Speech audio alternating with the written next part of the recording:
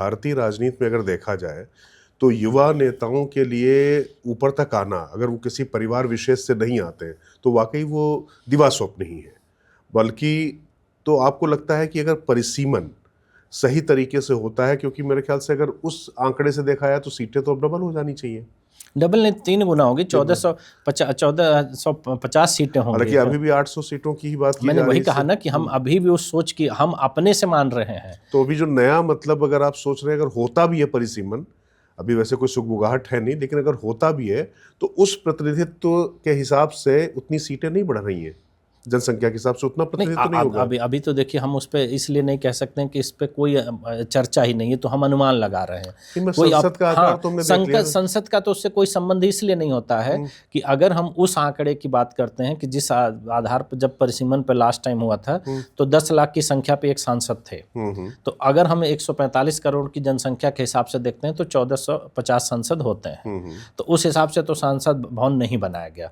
ठीक है। दूसरी सबसे बड़ी चीज क्या है कि हम बात करते हैं कि हमको विकसित भारत बनना है। ठीक है। इसकी 47 में हम विकसित भारत बनेंगे, लेकिन हम विकसित भारत बनने के दिशा में काम क्या कर रहे हैं? दुनिया का कोई ऐसा देश नहीं है, जो मैंने आपको बताया कि जिसने परिसीमन पर रोक लगाई हो। दूसरी चीज, जो दुनिया में सबसे ज्यादा संख्या पर सांसदों की संख्या, जनसंख्या पर सांसदों की संख्या है, वो यूएस की है। अमेरिका में 6 लाख की संख्या पे एक सांसद होते हैं। और अगर हम वो चीज यूरोप में आ जाते हैं तो यूरोप के सारे देश 1.5 लाख की संख्या पे एक सांसद अपना रखे हुए हैं। तो हम विकसित बनने की जब अगर बात करते हैं तो उनसे कुछ तो सीख लेंगे। जब हमारे पास रिसोर्सेस के भी हम बात कर रहे हैं, वही हम नहीं तैयार हैं। अगर हम अपने लोकतंत्र हो, सबसे बड़े लोकतंत्र होने का दावा करते हैं और हम अपने लोकतंत्र का ही गला दबा करके उस बात को करते हैं तो कैसे माना जाएगा? हम तो 30 लाख की संख्या पे एक जनप्रतिनिधि हैं। जनता की आवाज, एक सांसद यही माना जाता है कि लोकतंत्र में कि जनता की आवाज सांसद होता है जो संसद में आकर अपनी आवाज को उठाता है।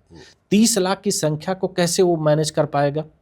और दूसरी सबसे जो महत्वपूर्ण बात है कि जो जिस पे लोगों का ध्यान नहीं जाता है, और आज की वर्तमान परिवेश में इस राजनीति पे बहुत चर्चा हो रही है। पहली तो जो बात हो रही है कि दलित राजनीति इस देश में बहुत हो रही है और दलित चिंतकों की संख्या बहुत बढ़ गई है। दलित ओबीसी दोनों ही। ओबीसी को तो थोड़ा सा प्रतिनिधित्व मिल गया है, लेकिन अगर हम SC ST की बात करें, केवल राजनीति में रिजर्वेशन SC ST को मिलता है। लगभग 24% सीटें उनके लिए रिजर्व हैं। परिसीमन पर रोक का सबसे ज्यादा नुकसान डायरेक्ट किसको हुआ? दलित को हुआ, क्योंकि अगर उनकी सीटें बढ़ती तो उनका प्रतिनिधित्व बढ़ता।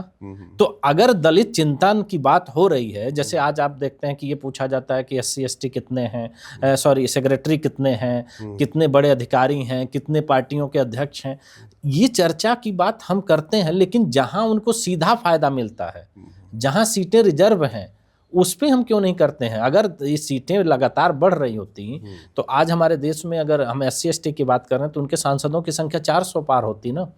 तो सबसे ज्यादा तो नुकसान उनके हुआ। आप उनके चिंतन की बात कर रहे हैं, उनको जहां सीधा फायदा मिल रहा है वहां नहीं हो रहा है। दूसरी हम बात करते हैं कि महिला राजनीति की बात हो रही है। महिला आरक्षण बिल 2023 में पास हुआ और उसकी कंडीशन है कि महिला आरक्षण बिल देश में तभी लागू होगा जब परिसीमन लागू होगा। तो अगर परिसीमन नहीं लागू हुआ तो महिला आरक्षण बिल का क्या महत्व हुआ? ठीक बात है। तो अगर इसका यही महत्व है ना, क्योंकि राजनीतिक महत्वाकांक्षा और राजनीतिक षड्यंत्र किसको कहते हैं? अगर हम 23 में इस बिल को पास कर रहे थे तो उसमें ये कंडीशन लगाने की जरूरत क्या पड़ गई कि परिसीमन के बाद लगेगा। 23 में बिल पास होता, 24 का चुनाव हो जाता महिला आरक्षण के साथ, तो इसमें कोई दुविधा और बुराई तो थी नहीं। तो इसके साथ भी ये कंडीशन है और उसके बाद भी देश की राजनीति चुप है। भाई, अगर देश में हम कह रहे हैं कि सत्ताधारी पक्ष अगर ऐसा काम कर रहा है तो विपक्ष भी तो है।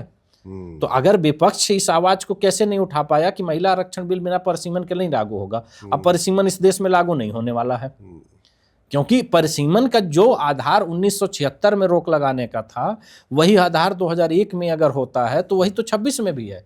बदला क्या है? आपने ये कहा ना कि भाई 2 ही आधार इसके बनाए गए थे कि जनसंख्या नियंत्रण होगा और दूसरा आधार ये था कि दक्षिण के राज्यों को नुकसान होगा।